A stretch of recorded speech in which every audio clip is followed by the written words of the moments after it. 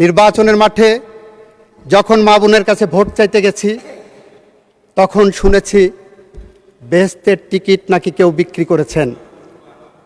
33-এ pass আসলো 1858 সালে। এই উপমহাদেশে যখন ম্যাট্রিকুলেশনের পরীক্ষা শুরু হবে সেই সময় কতই পাস হবে নির্ধারণ করতে পারছে না। তখন ব্রিটিশ শাসক ছিলেন, ব্রিটিশদের কাছে পাঠানো হলো যে 33-এ কততে পাস হবে। তখন ব্রিটেনে পাশের মার্কস ছিল 65 নাম্বার। ব্রিটিশরা মনে করতেন এই উপমহাদেশের মানুষ ব্রিটিশদের থেকে অর্ধেক বুদ্ধি ধারণ করে, তাই ওনারা 32.5 নাম্বারে পাশের মার্কস করলেন মাননীয় স্পিকার। ওখানে ছিল 65, এখানে হলো 32.5।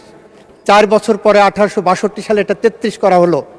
আমার মনে হচ্ছে ওনারা এমনভাবে লিখেছেন আমি কি সেই 33 পাশের মতন ওনাদের থেকে এখন অর্ধশিক্ষিত আছি। যেখানে মাননীয় স্পিকার জুলাই গণ অভ্যুত্থান, জুলাই সনদের কোনো শব্দ এখানে ওনাদের সুপারিশের মধ্যে নাই। মাননীয় স্পিকার, এটা অত্যন্ত দুর্ভাগ্যজনক এবং দুঃখজনক। মাননীয় স্পিকার, এখন যদি বলি যে এটা কবে হবে, তাহলে ফিলিস্তিনি জাতীয় কবি মাহমুদ দারুইশের একটি কবিতার কথা মনে পড়ে। ওনারা কবে এটা শুভবুদ্ধির উদয় হবেন। মাহমুদ দারুইশের প্রেমিকা তাকে জিজ্ঞাসা করেছিলেন, মাহমুদ আমাদের দেখা হবে কবে? উনি বলেছিলেন যেদিন যুদ্ধ থামবে। প্রেমিকা জিজ্ঞাসা করলেন যুদ্ধ কবে থামবে? উনি বললেন যেদিন আমাদের দেখা হবে। মাননীয় স্পিকার, ওনাদের সাথে আজকে আমাদের সম্পর্কের জায়গাটা এরকম চলে গেছে। কবে আমাদের মিল হবে? যেদিন ওনাদের শুভবুদ্ধির উদয় হবে। শুভবুদ্ধির কবে উদয় হবে? যেদিন আমাদের দেখা হবে। মাননীয় স্পিকার, আমার 26 সেকেন্ড সময় আছে, আমি আরো 5 মিনিট সময় চেয়েছি। মাননীয় স্পিকার, জি, আপনাকে 4 মিনিট সময় দেওয়া হবে। 4 মিনিট। মাননীয় স্পিকার, আমরা এমন একটি সময়ের মধ্য দিয়ে পার হচ্ছি যে সময় এই সংসদে আমাদের কথা বলার কথা ছিল মধ্যপ্রাচ্য যুদ্ধ, যে সময় আমাদের কথা বলার কথা ছিল বাংলাদেশের অর্থনৈতিক। 4 মিনিট বাড়িয়ে দেন প্লিজ। 4 মিনিট। আমাদের অর্থনৈতিক যে মেরুদণ্ড ভেঙে গেছে সেই মেরুদণ্ডকে কিভাবে সোজা করতে পারি, এ সময়ে কথা বলার কথা ছিল আমাদের জুলাই যোদ্ধাদের স্বপ্ন কিভাবে বাস্তবায়ন করতে পারি। আমাদের কথা বলার কথা ছিল কিভাবে বাংলাদেশের কৃষকের পাশে দাঁড়াতে পারি। আমাদের কথা বলার কথা ছিল কিভাবে বাংলাদেশের ভুখা নাঙা মেহনতি মানুষের পাশে দাঁড়িয়ে বাংলাদেশের আগামী ভবিষ্যৎ আমরা তৈরি করতে পারি। অথচ আমরা কথা বলছি কি নিয়ে? গণভোটের 4টি প্রশ্ন নিয়ে। মাননীয় স্পিকার, গণভোটের 4টি প্রশ্ন ছিল, তার 3.5টি প্রশ্নের ব্যাপারে বিএনপির কোনো আপত্তি কখনো ছিল না। বাকি অর্ধেক যে প্রশ্নটা, সে আধা প্রশ্নটা হলো আধা প্রেম আধা প্রতারণা। আধা প্রেম কীরকম দেখাচ্ছেন? আমরা জুলাই সনদ বাস্তবায়ন করতে চাচ্ছি, এটা জুলাই সনদের অংশ। আধা প্রতারণা হলো জুলাই সনদের মধ্যে বলা আছে ওই প্রশ্নটা কখনোই প্রাসঙ্গিক হবে না, বিএনপির জন্য অ্যাপ্লিকেবল হবে না।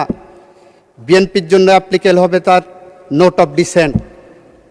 আমরা সেই কারণে বলছি, ভাইরা আমার, আমরা নির্বাচনের মাঠে, মাননীয় সংসদ সদস্য স্ট্যান্ড কারেক্টেড। মাননীয় স্পিকার, আমি দুঃখ প্রকাশ করছি, নির্বাচনের মাঠে আমাদের নিজস্ব এজেন্ডা ছিল। নির্বাচনের মাঠে যখন মা বোনের কাছে ভোট চাইতে গেছি তখন শুনেছি বেহেশতের টিকিট নাকি কেউ বিক্রি করেছেন। মাননীয় স্পিকার, আমি নিজে কানে শুনেছি, আই এম দ্য উইটনেস। দ্বিতীয়ত আপনাদেরটা শুনো মাননীয় স্পিকার, আপনার মাধ্যমে বলতে চাচ্ছি, যদি ভুয়া হয়ে থাকে প্লিজ আপনারা কথা বলবেন না। যদি ভুয়া হয়ে থাকে মাননীয় স্পিকার, তাহলে ধন্যবাদ জানাচ্ছি।